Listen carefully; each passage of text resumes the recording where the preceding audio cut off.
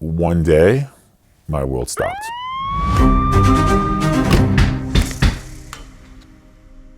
Our toys have gotten fancier, but human nature really hasn't changed. It's difficult, it's challenging. I see people all the time that put their foot down and say, this is a line I'm not ready to cross. We hear so much about wealthy people. How many stories are we hearing about simple accountant, shopkeeper, plumber, and electrician? That's just his honesty is incredible. The agmas nefesh that I went through, your whole life is now in pieces, it's shattered. The achrayus of money is so severe. The whole dvachecha EHU, and the answer prevention is olive-based. It's Yiddishkeit.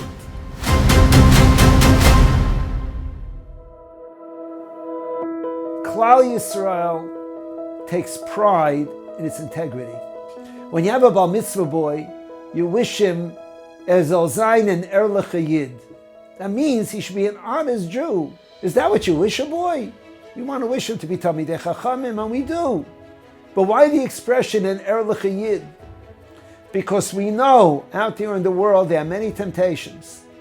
And our dream is to have a Klal Yisrael worthy of its name. B'nai Avraham, Yitzchak, and Yaakov.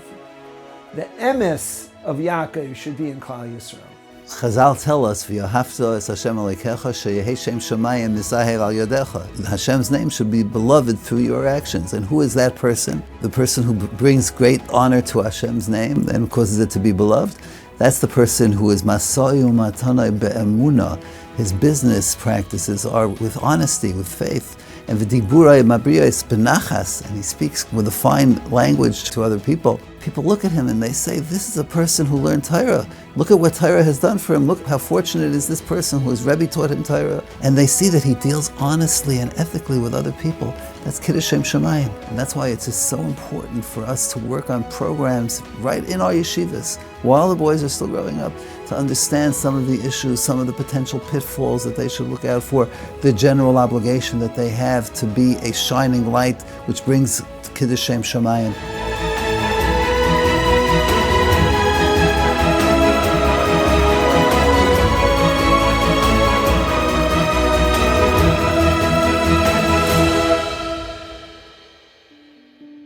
Here in our country, we're living now in a time of plentifulness, a time when Jews have never been more affluent than they are today. And the Chafetz Chaim, in his various writings, one of the themes that he railed against was the luxuries of the times and how it was creating tremendous nisyonos. You can imagine the Chafetz Chaim's luxuries. They had like 2 potatoes instead of 1. Our toys have gotten fancier, but human nature really hasn't changed. Once you lock yourself into a certain standard of living, it is very, very, very difficult to downsize. How's it going to be that we're going to raise a generation of young couples who need to own a home in the Catskills, to have an apartment in Eretz Yisrael, who need to have all these things? Those who are creating an environment of great need are the seeds of leading people down the path that leads ultimately to dishonesty, to shady dealing. We hear so much about wealthy people. How many stories are we hearing about simple accountant, shopkeeper, plumber, and electrician? That's just his honesty is incredible, that he's such an impeccable reputation. We don't put that on a pedestal anymore. And then we wonder why people feel almost like they're a loser if they don't have that tremendous wealth. And really these people are the ones we should be focusing on so much more. We don't realize the achrayus that we have when we are business owners. However big or small your business is, there's a tremendous amount of responsibility that a person has to be aware of to do everything doc, to cross the T's, dot the I's. One day, a summer day in July, my world stopped. I was so confused and I was so stunned. I didn't understand what they wanted from me. 6 months before I got that knock on the door, I actually fired this person. I thought we had this problem solved. I became his get out of jail free card. That's what happened. clear as day. The government spent the next almost 2 years investigating, interviewing employees, partners, everybody threw me under the bus.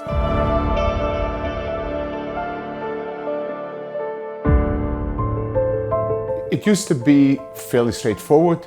You took money, you paid money, you took goods, you paid money. So the areas were much more defined and it was easier to focus on what's right and what's wrong. Today, there's so much gray and so much haze that unfortunately, we don't take the time to crystallize right and wrong. There's a problem of American culture. That's what your problem is.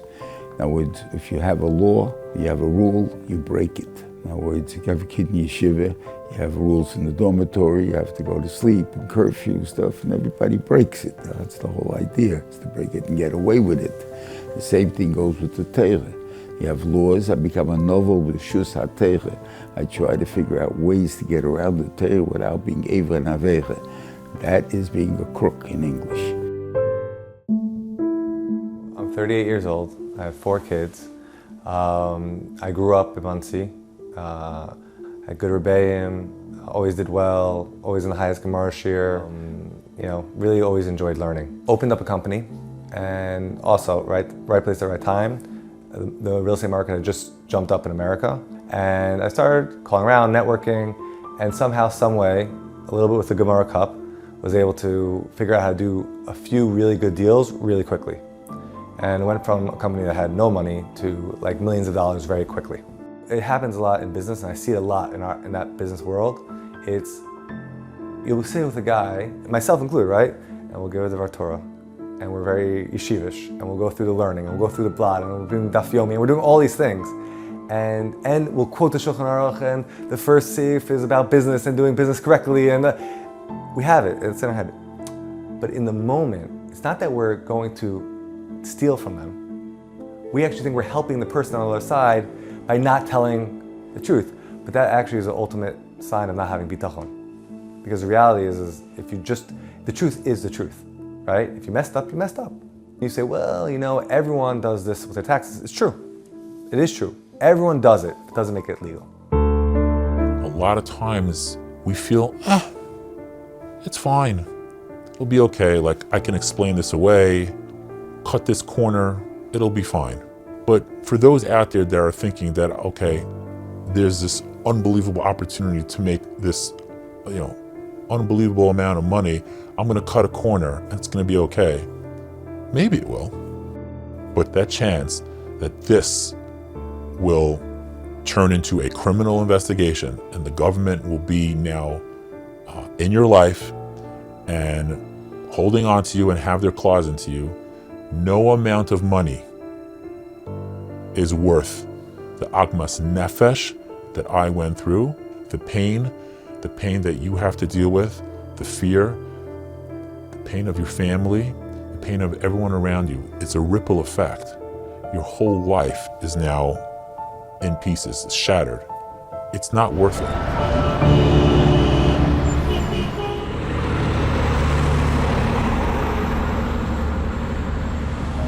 When I was a child, milk was very expensive, 56, 57 cents. There was every excuse in the world why very from good families were not using Klal Yisroel, which is too expensive. And a new milk company opened up in Crown Heights at 27 cents a quart. And the old milk companies were charging 56, 57. And the driver of the milk truck that was coming in from somewhere upstate New York to New York to have the milk bottled was knocked unconscious by the competition. And they opened up the entire tanker and spilled out the milk. And this was the talk all over Williamsburg where I lived. And I went into my grocery store to buy something. I was not more than 9, 10 years old.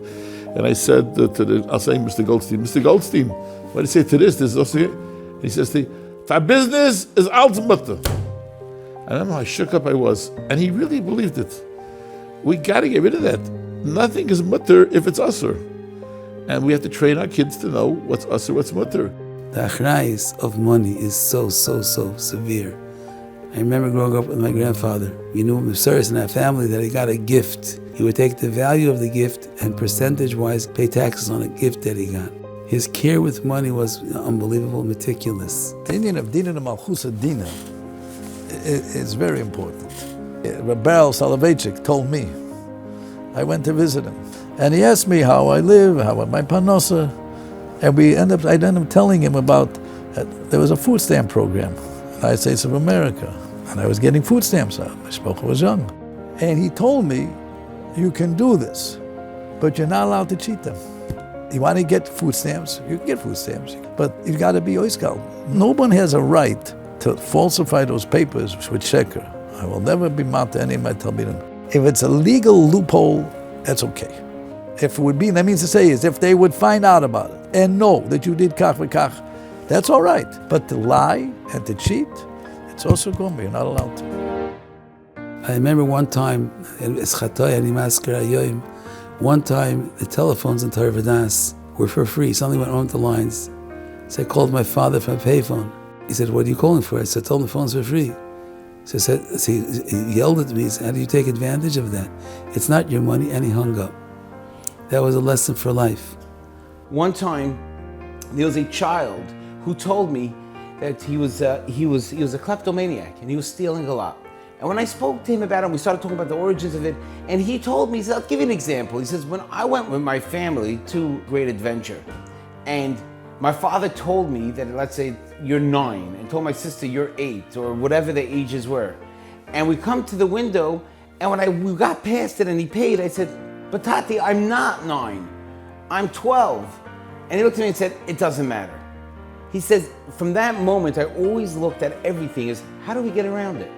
So there was a price. He says, I came to a store and they still had the price tags. You know, they used to have the little apparatuses to put the price tag on it. He says, so what I did was I took a price tag off one product, and it was a much cheaper product, and I put it on the other product. And then when I came to ring it up, they charged me. It was their mistake. And I started doing these things my entire life. What is the messaging we're sending to these children? What are we doing when we give them this message that financial issues is almost like a stumbling block, how to get around it? You want to know how the biggest chizik is that a person that's ehrlich with money, if he's honest with money, he will never be missing money. The Rambam at the end of Hilchos Schiros writes, Kederech shemuzer balabayas shelo digzol schar oni, the balabas can't cheat his worker. V'lo yakfenu, kach oni, the poor person, you're a poor man, you need money. Muzer shelo yigzol melechas balabayas. Just because you're poor, you're not allowed to steal from your employer. V'yavatel ma'atkan, ma'atkan, take off a little time here, a little time here. V'moitzi kol hayoyim b'me'er, elachayev l'dagdek al atzmoi bizman. He's got to be careful. You work for somebody, an hour is an hour, unless he gave you permission to take off. So they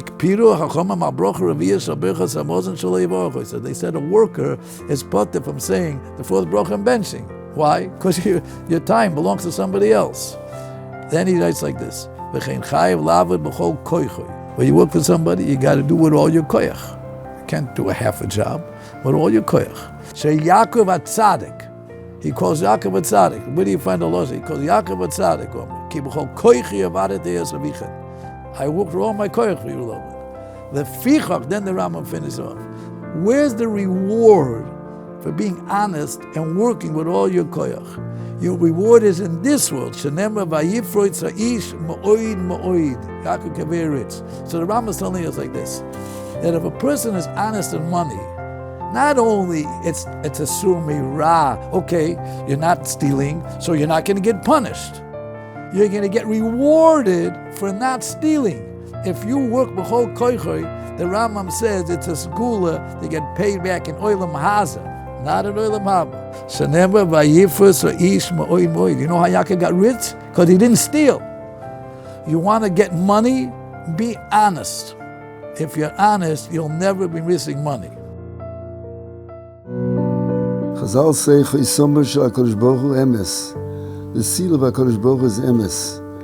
A person who permits himself to sign fraudulent documents, or to lie, or to misrepresent himself, is distancing himself from HaKadosh Baruch Hu.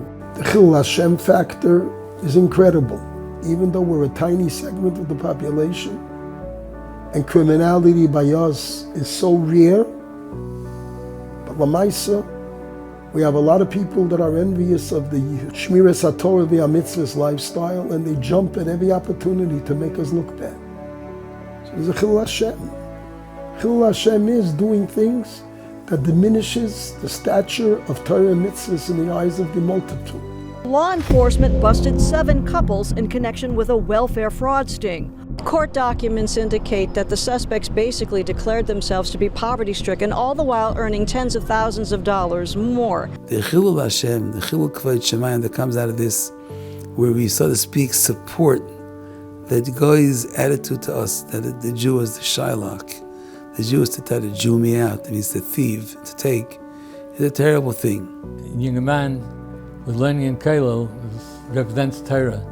So a mistake that he makes is much bigger Chilul Hashem than an ignorant person makes a mistake. And one is mechiv to find out what the law is. Ignorance is not an excuse. It's dangerous for everybody. It's not only a private crime that you have between you and somebody else. It's much more chomer, it's much more stringent, because what you're doing is you're affecting everybody. The arrest triggered a wave of anti-Semitic incidents that are now being investigated by authorities. See something like this happen is just like a knife in the heart. There's so many people out there who need the help. When things like this happen, it turns people against everybody. But most important, Bali Achrayus to a wife, to children, to a family. And people that are dishonest in business, they hurt their families more than anyone else in the world. The same father that will give up anything and drive across town to make sure that his kid could get the best extracurricular activities, tutors, chavrusas, will destroy those children by creating a fear in that home that their father's a crook, by going through the legal system, the shame, the embarrassment. And a father who loves his kids will destroy his family for that greed. It will cause tremendous detriment to you, to your family. It'll upend your whole life. You'll never be the same. You have a responsibility to make sure, just like you would go to find out information from a doctor, ask people, find out from business people, and if something just doesn't sound right, it's not right. I was born into a fruma family. My father was a Rav, a Mechanech, and a friend of mine who I used to learn with was inviting me, come help me in the business, join me. After a couple of years, I realized the way things are flowing, something's wrong. And I told him, I'm quitting. I can't stay like this. I don't want to be implicated into anything. Comes 2 years later, after he already collapsed, I come home. I see on my door a business card from the Federal Bureau of Investigation. We came to ask you some questions. They kept coming after me for 10 years. You think I didn't go broke? I went broke. You can't play this naivete card. It doesn't go aiding and abetting in America. That's the same thing as the one who drives the getaway car from the bank. If you're doing something, you got to find out. You drive a car, do you know the laws? What's the difference? I don't see the difference. You can't claim that. Afterwards, when they catch you, what's it going to help you? Say, I didn't know. Well, they're not going to take because you didn't know. In a bezdin, if a person comes to a bezdin and he's going to say, I didn't know, the bezdin still has to paskin. In the American law, ignorance of the law is no excuse.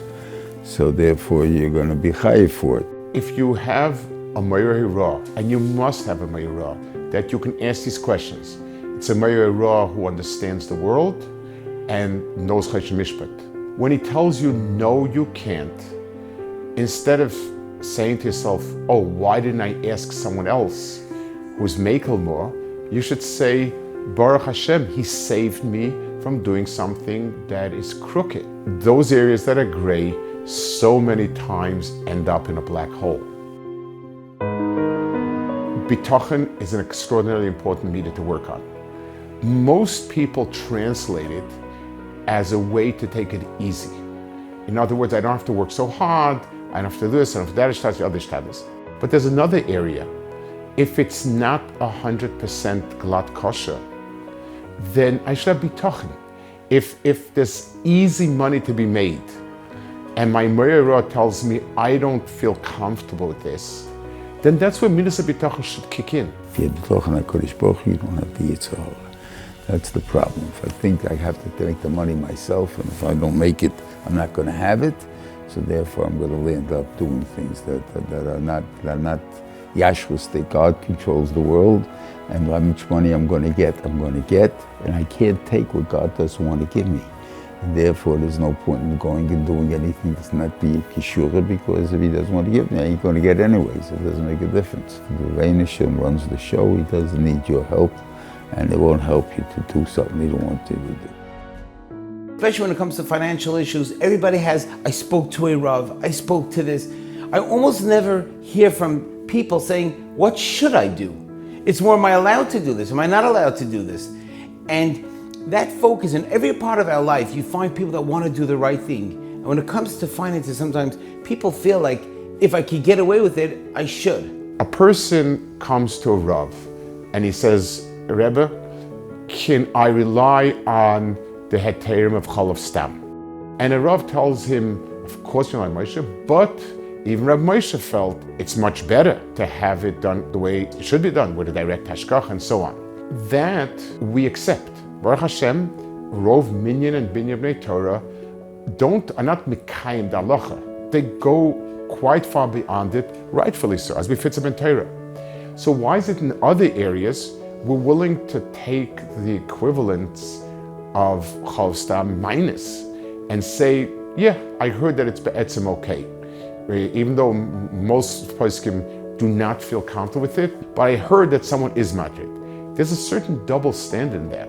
I find very often when someone tells me about a business deal they're going into or some idea they came up with, how they're going to make money off this or off that, they seem to always know they have some excuse as to why it's okay. I always tell people, if you came up with sort of a whole built up shtickle Torah of why this is okay, it's already not okay. You want to make money? Be honest with money. You think you're going to make money by cheating? It's not going to go that way. The one who's saying there's a lot of ways how to give people parnasa. You think he has to send you a check in the mail if your children are healthy, your car doesn't break. That's money in the bank. He has many ways how to give you money. The Rambam says, work b'chol koichecha, then vayifik, you're going to get paid in this world in Olam Hazeh. That's the biggest chizuk. To make money is be honest with money. So the Torah says that if you take your money the wrong way, you're going to spend it on doctors, on problems, on issues. Why do we put ourselves in that circumstance? To eat another steak, to take another trip, to be like the Joneses. I see people every day standing up for what's right. It's difficult, it's challenging. I see people all the time that put their foot down and say, this is a line I'm not ready to cross. Unfortunately, we hear about the people that don't. Certainly any amount of sheker and shadiness is something that we have to combat and create videos or whatever other hishtadlus can be done, but let's not lose sight of the fact that Klal Yisroel as a whole, there's a lot of good. I would like to share an anecdote, and it's a story that's remained with me. A bacher in our yeshiva came from a background, was financially very strapped, at some point went to work, was supporting himself completely, and was also helping his family. And he called me up once and he said, they're doing X, Y, and Z. I don't feel that it's right, I think it's wrong. What do is it mutter, is it aser? I certainly felt that it's aser, but I knew how desperate his matzav is. And I tried to sort of go back and forth, what is his role in this? Is he directly involved? Is he selling it the way they said? And we were going back and forth. And then he stops me and he says, I understand from Rebbe that it's not yasher 100%. I said, no, I'm still trying to find. No, he said, if it's not 100% yasher, I'm out. He quit on the spot. I believe that Rabbi Yisroel looked at it and said, Yisroel asher b'chai spar. That should be the way we live our lives. I try to take myself from that. This is the lesson that we have to impart to our children, everybody, that money too has kosher and treif. Any money that's gotten illegally will not remain with you. That's the bottom line. You want to keep your money, make sure it's honest money. Because if it's not, and we see this b'chush, it will not last. So be smart, and be aware, and be ehrlich, and don't cheat. As things are growing, don't be fooled. If something's too good to be true, then it's too good to be true because it's not true. Evaluate, reflect consistently. Be an alarmist. If something's a little bit off, if you have an employee, it's a little bit off, there's something a little bit off in your business, handle it. Don't wait. My mistake was, I thought I was handling it. I thought that I was in good shape. And I thought that any issues that we had with employees or sales scripts or whatever, I'm like, it's gonna be okay. The amount of damage that this causes is something that you cannot imagine. Mentally, emotionally, financially, it's taken me years to pick up the pieces of the damage that it's caused, me in my life. Honesty in business, for a boy in yeshiva, he's removed from that world. He borrows from somebody a pen and he returns the pen. And then when you make a transition, you're all of a sudden thrust in a world that you've had no experience and understanding. When someone tells you everybody does that, you have no way of translating that. Because we take it for granted that we're all honest and good and great, it doesn't even trigger anything many times because we haven't heard enough mussar, enough repetition. If you learn mussar about something specific, it will perhaps help us deal with these things. A person has to learn. A person has to have a rebbe. A person has to be koveitim l'Torah, because with the magic and the power and the infiltration and inculcation of what Torah does, it saturates the essence, the being of a person, so that you'll make good decisions. You'll know what is the Ratzon Hashem. It's the blueprint of how we live our lives. So when people say, yeah, what are the chances of getting caught? What are this? What are that? You know what I mean? We're Erlich Yidden.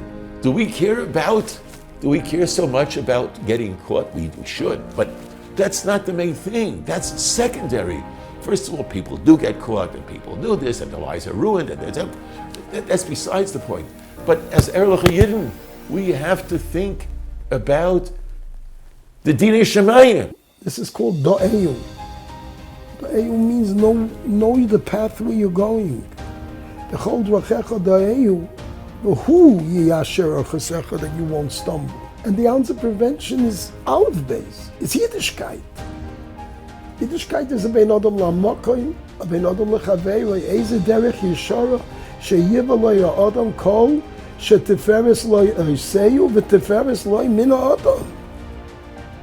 Please, ein mezarzen elo l'mezurazen. We're an am chacham v'navoim. Hashem endowed us with that chachma and dina. Let us use it wisely. Study the halachas, see civil law, and understand how they interact or they don't interact, and how important it was to be careful, meticulous, and to be sure that someone else's money is not yours, and you don't best the system, you don't cheat the system, you work ehrlich the way you're supposed to, HaKadosh Baruch Hu gives you what you always need.